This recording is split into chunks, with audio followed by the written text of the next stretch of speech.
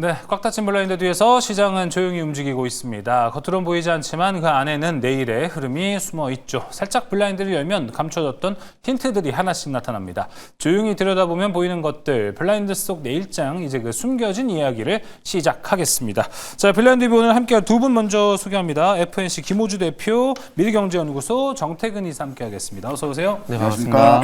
네. 자, 그럼 바로 이제 종목 블라인드로 가보도록 하겠습니다. 정태근 이사가 준비한 종목 블라인드입니다. 블라인드 공개해 주세요. 자, 강한 거래량을 동반 상승했다. 와, 이런 또 프레이즈는 오랜만에 보는 것 같아요. 이 종목 추세 전환 주목. 볼까요? 섹터 얘기 조금 가능할 것 같아요. 어느 섹터입니까? 2차 전지요. 2차 전지. 네. 오, 알겠습니다.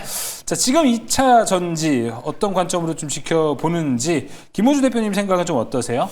저도 오늘 준비한 게 2차 전지 쪽이라서 두 분 지금 3주 연속 겹치고 계신 예. 것 같은데 짜고 오시죠? 아니요. 전화번호도 아니에요? 몰라가지고 절대 아니에요. 전화번호도 모르고 네, 방송 끝나면은 뒤도 안 돌아보고 가는 사이긴 한데요. 자, 2차 전지 상당히 좀 좋다고 얘기합니다. 어떤 종목일지 바로 공개해 보겠습니다. 블라인드 오픈! 롯데에너지 머티리얼즈 좀 의외네요. 의외라기보다는 좀 핫하지 않나요? 핫하긴 한데 모르겠어요. 어제 오늘. 이러다 많은 거 아니야? 라고 생각하시는 분들 많을 것 네. 같아요. 그동안 주가 퍼포먼스 보면. 네, 그렇죠. 근데 요즘에 AI가 묻으면 갑니다. 네. 가잖아요. 근데 맞아요. 롯데에너지 머티리얼즈도 마찬가지로 그런 관점에서 보시면 되지 않을까 생각이 들거든요. 지금 이제 실적은 아시겠지만 안 좋게 나왔습니다. 그런데 중요한 건 이제 AI 회로박이라는 사업을 이제 확대를 할 거다. 그 얘기를 하게 되면서 주가가 상한가에 진입이 됐거든요.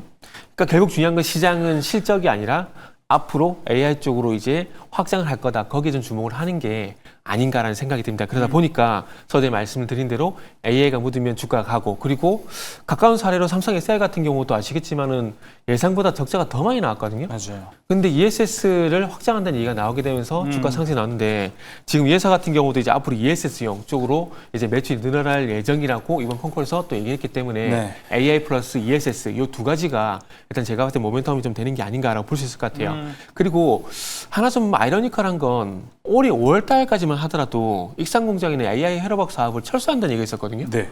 근데 5월 달에는 그랬다가 지금 10월, 11월 달에서는 그게 아니라 4월 확장된 얘기가 나오니까 참 그런 부분이 좀 아이러니컬합니다. 일단은 어쨌든 기업은 돈을 벌 수밖에 없는데 벌기 위해서는 사업도 전환할 수밖에 없는 그런 상황을 만들어가는 것 같아요.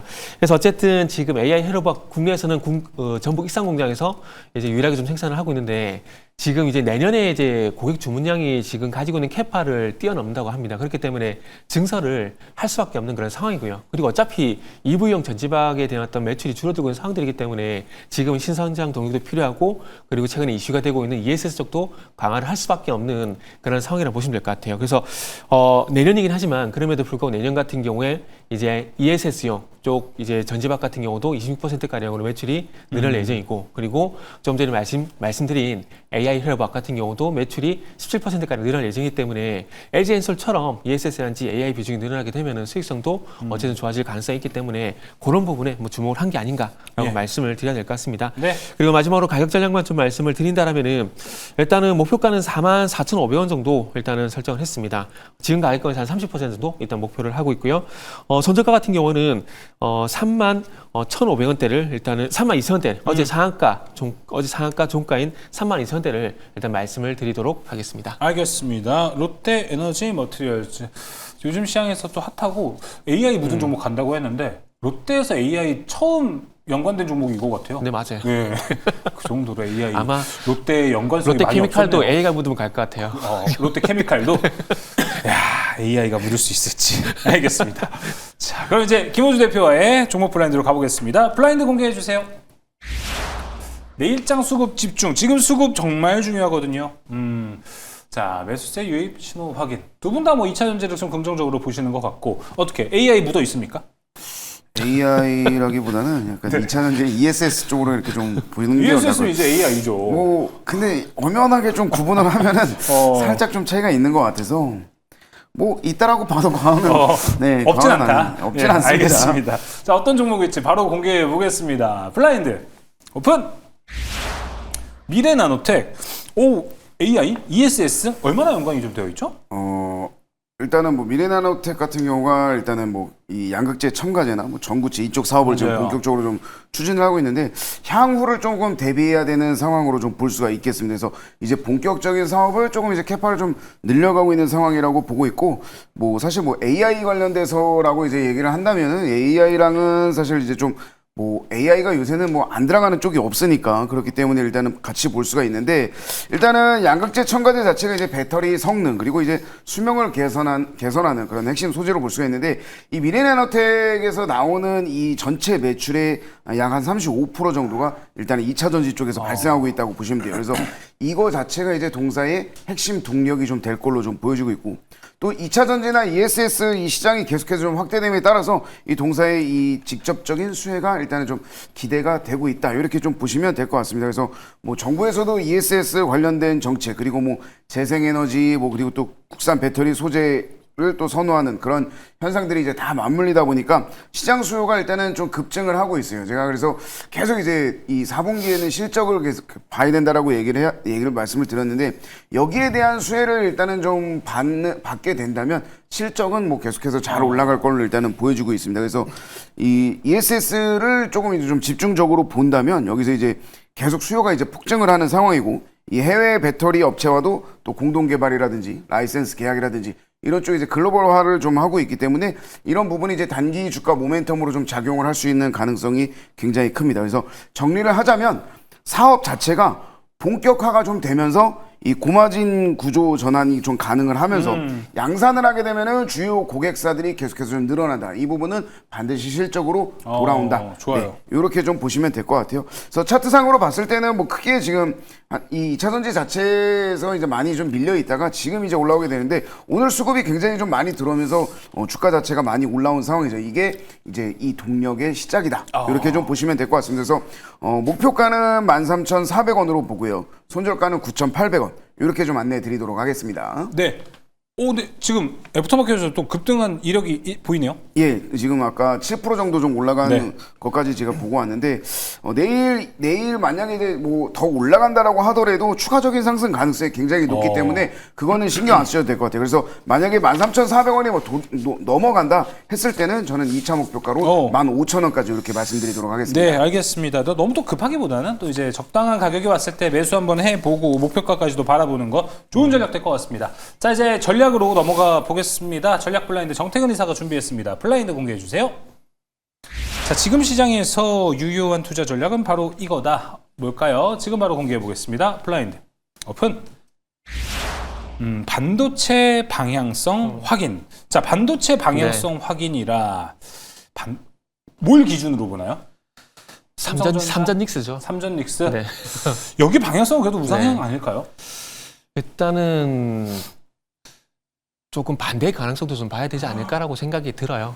왜냐하면 제가 지난주 2021년도 혹시 흐름을 보여줬던가요? 제가 정확히 기억이 안 나가지고 네. 보여줬던가요?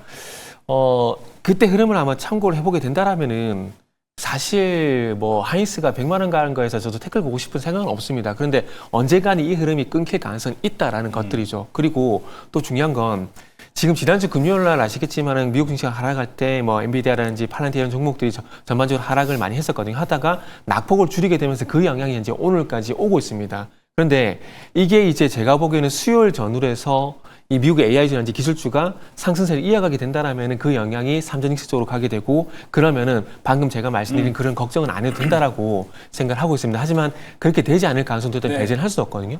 AI 버블론 이거 우리가 맞출 수 없습니다. 우리는 공학도가 아니기 때문에 사람이 어느 정도 커질지에 대한 부분들을 100% 못 맞춥니다. 그런가요? 네. 그래서 맞추기 쉽지가 않거든요. 단지 우리가 할 수 있는 건 그건 거잖아요. 자, 어떤 이슈가 있을 때 그 이슈가 어느 정도 반영이 되고 있느냐 안 됐느냐 이거에 대한 판단을 할 수밖에 없거든요. 지금 뭐 아시겠지만은 뭐 성장성만 보게 되면은 신재생이 뭐 안 좋아서 안 가나요? 그건 아니거든요. 그럼요. 좋지만은 시장에서 관심이 없을 뿐인 거잖아요. 맞아요. 그러니까 AI도 마찬가지입니다. 계속해서 관심을 가지진 않겠죠. 언젠가는 관심이 조금 떨어질 날이 오겠죠. 근데 그게 언제가 될지에 대한 부분들을 우리가 가늠을 해야 되는데 그런 것들을 이제 가늠해 나가는 구간들 속에서 약간 불안한 게 월가 쪽에서 계속해서 이제 공매도라든지 풋옵션 매수 이런 얘기들이 나오고 있거든요.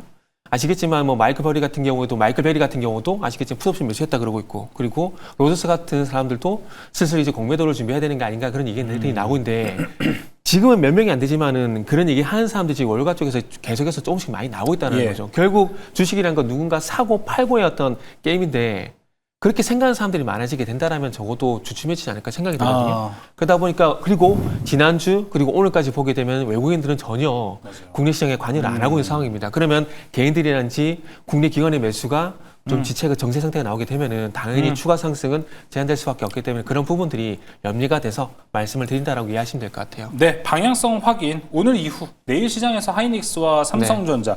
여기서 만약에 뭐 이제 또 외국인 수급이 한번 또 들어와 준다면은 분위기가 반전될 수는 있는데 그거 여러분 체크를 한번 해보시는 게 중요할 것 같습니다. 자, 그럼 이제 김호주 대표가 준비한 전략 블라인드 가보겠습니다. 블라인드 공개해 주세요. 리스크 중요하죠. 지금 리스크를 최소화할 안전한 투자 전략은 바로 이거다. 바로 가보겠습니다. 블라인드 오픈. 환율 체크. 환율 정말 부담스러워요. 지금. 맞습니다. 일단은 지금 시장에서 가장 큰 변수가 일단은 환율이라고 좀 볼 수가 있는데 저는 정 이사님이 말씀하신 거랑 살짝 이제 조금 다르게 좀 보면은 반도체가 이제 뭐 물론 이제 말씀하신 것처럼 될 수 있는데 저는 4분기에는 그래도 더 간다라고 좀 보고 있어요. 그게 환율 때문이라는 얘기가 있어요. 네, 지금. 맞습니다. 그것 때문에 그래서 이제 환율을 계속 좀 체크를 해야 되는데 환율이 어쨌든 지금 계속 고공행진을 좀 하고 있고 뭐 12월 달에 이제 금리 인하 또는 뭐 이제 이 동결에 대한 부분 이런 부분도 좀 우려가 좀 커지고 있는데 지금 현재 시장이 굉장히 난이도가 좀 높은 시장으로 볼 수가 있습니다. 맞습니다. 박스권 들어서면서 위아래로 오락가락하고 있는 상황인데 이런 상황에서 특별히 이 환율에 대한 부분 그리고 또 금리에 대한 부분이 일단은 좀 이 금리가 인하가 되지 않는다면 특별하게 이 시장을 떨게 할 요소는 저는 없다고 보고 있어요. 그렇기 때문에 당분간은 이 변동성 그리고 환율을 체크하면서 변동성에 대한 이 주의를 하면서 우리가 좀 대응하는 것이 좀 필요하다고 보고 현재 시장 자체가 순환매가 굉장히 빠르게 돌고 있어요. 뭐 오늘 아침만 해도 뭐 반도체 확 아침에 올라가다 또 오후 들어서 다 죽어가고 막 이런 상황이 좀 많이 나오고 있는데 핵심은 실적이 모멘텀이 좀 확실하게 좀 돼야 된다는 거예요. 그래서 뭐 이 반도체 같은 경우에는 이제 뭐 AI 깐부 동맹이라든지 아니면 또 이제 다음 주에 발표될 엔비디아 실적 그리고 삼성전자 퀄테스트 이 다가오는 이벤트가 굉장히 많기 때문에 반도체는 일단 간다라고 보고 있고요. 네. 제가 거의 매주 나와서 이제 말씀드리고 있는 부분 중에 하나가 전력 인프라. 이 부분은 무조건 반도체와 같이 갈 수밖에 없어요. 그렇기 때문에 이 두 가지 섹터를 특히 좀 중요하게 보셔야 될 것 같고 반도체에서도 또 HBM 분야가 이제 상승을 계속해서 좀 주도를 하고 있기 때문에 이 단기 모멘텀은 일단은 계속해서 지속될 것이다. 이렇게 좀 보면 될 것 같습니다. 대표님은 그러면 환율 1,500원까지는 열어놓고 보신다는 거네요? 그렇죠. 열어놓고 봐야죠. 모든 리스크를 일단은 좀 보고 가야 되는 상황이니까 환율은 어느 정도 더 올라갈 걸로 일단은 좀 보고 있고 거기에서 이제 어떻게 되느냐가 좀 나중에 체크를 좀 할 필요가 있어 보입니다. 알겠습니다. 지금 일각에서는 뭐 그런 얘기도 있어요. 삼성전자 하이닉스 잘 팔고 있는데 이게 지금 미국에서 팔고 있는 거잖아요. 그 달러가 우리나라에서 환전이 돼야 되는데 미국에 어차피 지금 공장 지어야 되니까 네, 맞아요. 국내에 지금 달러가 안 들어오고 있다. 그래서 달러가 이렇게 치고 올라간다라는 얘기가 있어서 그리고 글로벌 자산 시장이 실물자산적으로 많이 이동하고 있기 때문에 통화 가치는 떨어질 수밖에 없는 부분들이 있고요. 그리고 환율 얘기 나왔으니까 외국인 수급을 얘기할 수가 없는데 지난주에 아시겠지만은 7조 2천억 달러 지금 50억 불이 이제 매도가 나왔잖아요. 맞습니다. 근데 그게 다 나가진 않았어요. 이게 그 자료를 찾아보니까 이 50억 불 중에서 24억 불만 현재 일본으로 빠져나가지 26억 불은 아직 국내 잔류를 하고 있거든요. 그렇기 때문에 환율을 바라볼 때 이제 우리나라의 어떤 투자 가치가 떨어지냐 안 떨어지냐 그런 부분을 판단해야 되는데 그 순간은 올 것 같아요. 그런 부분들은 뭔가 아직까지 그런 흐름은 없다고 봐도 될 것 같아요. 지금 뭔가 이상하게 시장에서 환율을 좀 무시하는 듯한 그런 뭔가 흐름이 좀 나오는 것 같아서 의아하기는 합니다. 맞습니다. 자, 일단 블라인드 분 오늘 여기서 마무리해 보도록 하겠습니다.